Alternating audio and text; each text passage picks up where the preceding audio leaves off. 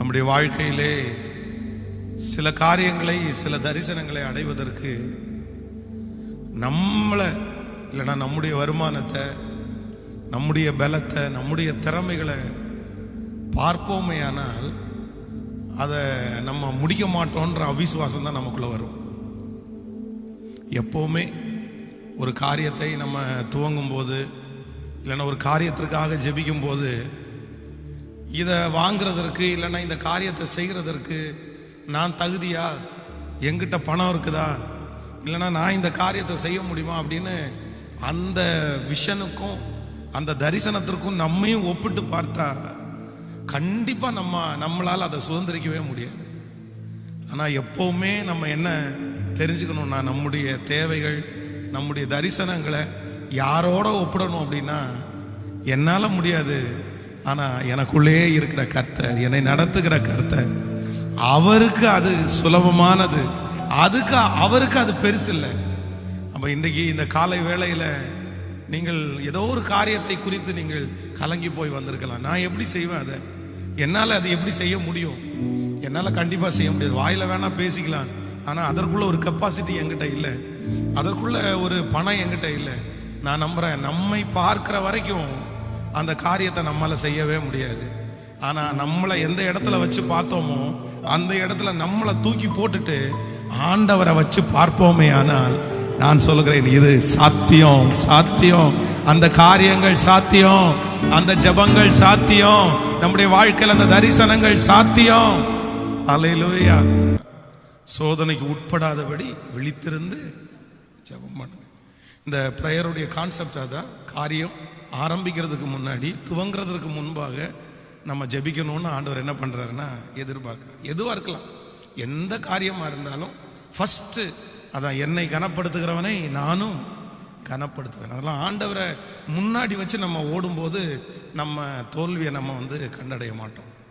அப்போது இன்றைக்கு அதான் பொதுவாக உள்ள ஜெப குறிப்பை விட கொஞ்சம் ஆழமாய் நம்ம சில காரியத்திற்காக தான் நம்ம ஜெபிச்சுட்டு இருக்கிறோம். இன்னைக்கு என்ன ஜெபிக்கும் அப்படின்னு யோசிக்கும் போது ஆண்டவர் சங்கீதக்காரன் ஒரு வசனத்தை சொல்றத என்னுடைய இருதயத்திலேயே ஆண்டவர் வைத்தார். அப்படின்னா நீங்கள் சங்கீதத்தில் 59வது சங்கீதம் 3வது வசனத்தை நீங்கள் வாசிப்பீர்களே, ஆனால் 50 முடியாதவங்க நீங்கள் உட்காந்துக்கலாம், தப்பு இல்லை, மற்றவங்க நின்றுட்டே நம்ம கூட முடிச்சுக்குவோம்.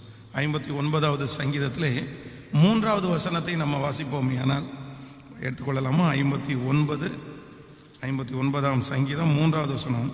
இதோ என் பிராணனுக்கு பதிவு இருக்கிறார்கள், கர்த்தாவே என்னிடத்தில் மீறுதலும் பாவமும் இல்லாதிருந்தும் பலவான்கள் எனக்கு விரோதமாய் கூட்டம் கூடுகிறார்கள். அந்த ஒரே ஒரு வார்த்தை எனக்கு திரும்ப திரும்ப வந்துச்சு. எனக்கு விரோதமாய் கூட்டம் கூடுகிறார்கள். சங்கீதக்காரனாகிய தாவீது சொல்றான், என்கிட்ட எந்த அநீதியும் இல்லை, என்கிட்ட எந்த பாவமும் இல்லை, நான் யாருடைய பணத்தையும் எடுக்கல, நான் யாரிடத்துலையும் சண்டைக்கு கூட போகல. ஆனா நான் சண்டைக்கு போகாம இருந்தும், என்கிட்ட எந்த தப்பு இல்லாம இருந்தும், எனக்கு விரோதமாய் பலவான்கள் என்ன பண்றாங்க அப்படின்னா கூட்டம் கூடுகிறார்கள், ஒரு டீமா ஃபார்ம் பண்றாங்க. அப்போ ஒரு காரியத்தை நம்ம ஆரம்பிக்கிறதுக்கு முன்னாடி எதற்காக ஜெபிக்கணும் அப்படின்னா, இந்த கூட்டத்தை கர்த்தர் கலைக்கணும், கூட்டத்தை கர்த்தர் கலைக்கணும். அது கூட்டம் கூடுவாங்க பாருங்களேன். ஒருத்தர் சொல்லுவார், இந்த மாதிரி பண்ணலாமா, இந்த மாதிரி பண்ணலாமா அப்படின்னு சொல்லுவார். கடந்த சில ஆண்டுகளுக்கு முன்பாக நம்முடைய சர்ச்சிலேருந்து கொஞ்சம் சவுண்டு வெளியே போகுது அப்படின்னு ஒருத்தர் கம்ப்ளைண்ட் பண்ணார். அப்போ நான் சொன்னேன், சார் கொஞ்சம் அட்ஜஸ்ட் பண்ணிட்டு தான் இருக்கிறோம், நாங்கள் ரெண்டட் இடத்துல இருக்கிறோம், இந்த இடத்துல சவுண்ட் ப்ரூஃப் பண்ண முடியாது, பண்ணுனா பல லட்சங்கள் செலவாகும், அதனால சொந்தமாக ஒரு இடம் வாங்கிட்டோம்னா நாங்கள் கண்டிப்பாக சவுண்டு வராமல் நாங்கள் சவுண்ட் ப்ரூஃப் பண்ணுவோம் அப்படின்னு.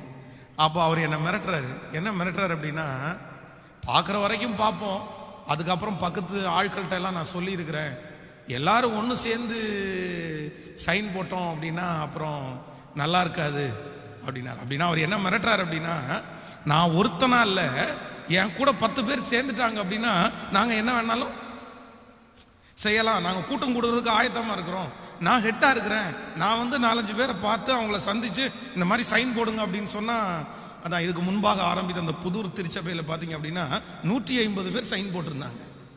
இந்த மாதிரி இந்த இடத்துல வந்து ஆலயம் இருக்கக்கூடாது அப்படின்றதுக்காக 150 பேர் சைன் போட்டாங்க. ஆனால் இன்றைக்கும் ஆண்டவர் அந்த இடத்துல அந்த ஆலயத்தை நிலைப்படுத்தி நடத்தி கொண்டு தான் இருக்கிறார். அப்போ கூட்டம் கூடுகிறவர்கள் நிறைய பேர் இருக்கிறாங்க. உங்களை குறித்து வந்து ஒருத்தர் அல்ல, ஒருத்தர் வந்து இன்னொருத்தர்கிட்ட சொல்லி அதை நம்ம ஒருத்தர் பேசினா கூட நம்மளால் தாங்கிக்க முடியாது. ஒரு ஆள் தனியாக போகும்போது கூட்டம் கூட்டமா 4 பேர் நின்று அவனை பற்றி தெரியுமா, இவனை பற்றி தெரியுமா, இந்த மன கஷ்டத்தை யாராலும் தாங்கிக்கவே முடியாது. அப்போ நம்ம இன்னைக்கு எதற்காக ஜெபிக்க போகிறோம் அப்படின்னா, ஆண்டவரே எனக்கு விரோதமாய் நீங்கள் ஏசாயாவில் அந்த வசனத்தை நீங்கள் வாசிக்க முடியும், ரொம்ப அழகாக இருக்கும் அந்த வசனம். ஏசாயா 54ஆம் அதிகாரத்தை எடுத்துக்கொள்ளலாம். ஏசாயா 54ஆம் அதிகாரத்தில் 15வது வசனம்னு நினைக்கிறேன்.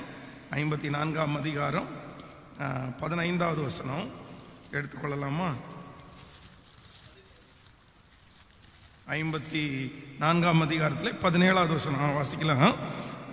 உனக்கு விரோதமாய் உருவாக்கப்படும் எந்த ஆயுதமும் வாய்க்காதே போகும், உனக்கு விரோதமாய் நியாயத்திலே எழும்பும் எந்த நாவையும் நீ குற்றப்படுத்துவாய்.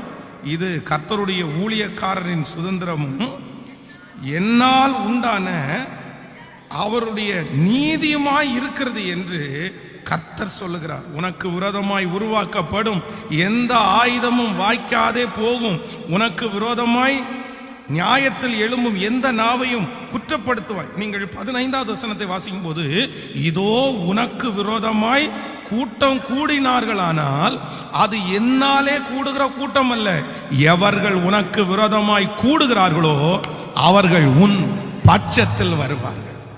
ஹல்லேலூயா.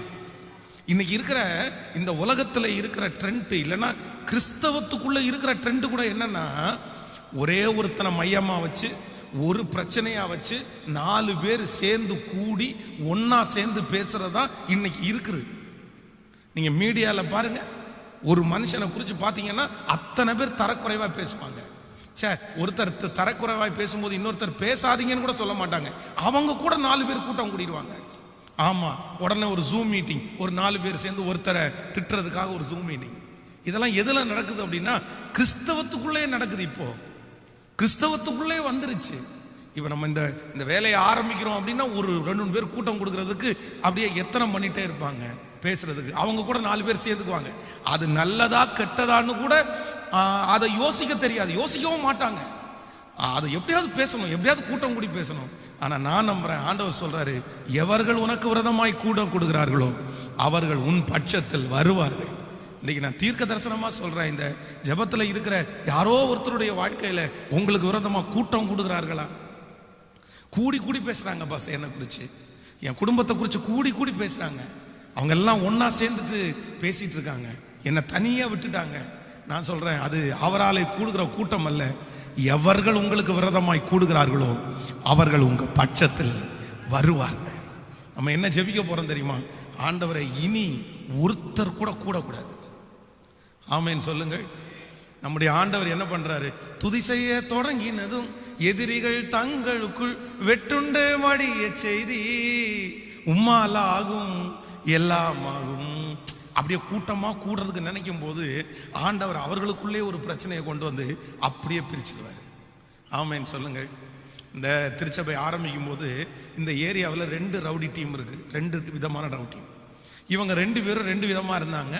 2 பேரும் தனித்தனியா நம்மளை தாக்கிட்டே இருந்தாங்க. இவங்க ஒரு 10 நாள் நம்மளுக்கு பிரச்சனை கொடுப்பாங்க, அவங்க ஒரு 10 நாள் பிரச்சனை கொடுப்பாங்க. ஆனா இவங்களையும் ஆண்டவர் கிருபையில சமாளிச்சோம், இவங்களையும் கர்த்தருடைய கிருபையில சமாளிச்சோம். கடைசியில் என்ன பண்ணிட்டாங்கன்னா, நம்ம தனித்தனியா இருந்தது செட் ஆகாதான்னு சொல்லிட்டு 2 பேரும் ஒரு நாள் ஒன்று சேர்ந்துட்டாங்க. 2 கூட்டமும் ஒரு நாள் ஒன்று சேர்ந்தா நைட்டு அந்த கேமராவை அடிச்சு உடைச்சிட்டாங்க. ஆனா அன்னைக்கு தான் அவங்களுடைய கூட்டத்தினுடைய கடைசி நாள். அதுக்கப்புறம் பார்த்தீங்க அப்படின்னா கர்த்தர் தனித்தனியா அப்படியே பிரிச்சுட்டாரு. அப்போ நான் என்ன நம்புறேன் அப்படின்னா, நம்ம பார்க்க முடியலனாலும் நமக்காக வழக்காடுகிற கர்த்தர் அவர் இருக்கிறார். உனக்கு விரோதமாய் உருவாக்கப்படும் எந்த ஆயுதமும் அது வாய்க்காதே போகும். உனக்கு விரோதமாய் கூடுகிறவர்கள் என்னாலே கூடுகிற கூட்டம் அல்ல, எவர்கள் உனக்கு விரோதமாய் கூடுகிறார்களோ அவர்கள் உன் பட்சத்தில் திருச்சபைக்கு விரோதமாய், ஜனங்களுக்கு விரோதமாய், ஊழியர்களுக்கு விரோதமாய், நம்ம பிள்ளைகளுக்கு, உங்க குடும்பத்திற்கு விரோதமாய் கூட்டம் கூடுற அந்த கூட்டத்தை கர்த்தர் இன்னைக்கு கலைக்கணும்.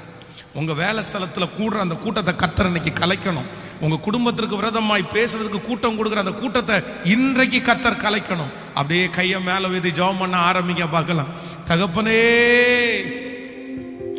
ஒருத்தர் கூட கூட்டம் கூடுகிறதற்கு எத்தனிக்கவே கூடாது. அதற்காக ஹெட்டா இருந்து செயல்படுகிறவர்கள் சந்திக்கப்படுவார்களாக. சொல்லுங்க சொல்லுங்க சொல்லுங்க. ஹல்லேலூயா. நான் இந்த ஜெப குறிப்பை சொன்ன உடனே உங்க மனசுல கர்த்தர் பேசுவாரு. அந்த ஜெப குறிப்புக்காக நீங்க ஜெபம் பண்ணணும். அதை ஆரம்பிக்கிற நபர், அந்த மாதிரி ஒரு சூழ்நிலையை கொண்டு வரலான்னு சொல்ற நபர், ஏதாவது ஒரு டீமை சேர்த்து, ஏதாவது ஒரு கூட்டத்தை சேர்த்து விரோதமா எழுமணும் அப்படின்னு நினைக்கிற அந்த காரியங்கள் இயேசுவின் நாமத்தினால அதமாவதாக. ஹல்லேலூயா, ஹல்லேலூயா, ஹல்லேலூயா. நான் நினைச்சா 50 பேரை சேர்த்து விரோதமா போக முடியும். நான் நினைச்சா 100 பேரை ஒன்னா கூட்டி நான் எதிர்ப்பேன். நான் நினைச்சா 1000 பேரை சேர்ந்து எதிர்ப்பேன். அப்படின்னு கூட்டம் கூடணும்னு நினைக்கிற எல்லா விதமான சக்திகளும் இயேசுவின் நாமத்தினால அழிவதாக.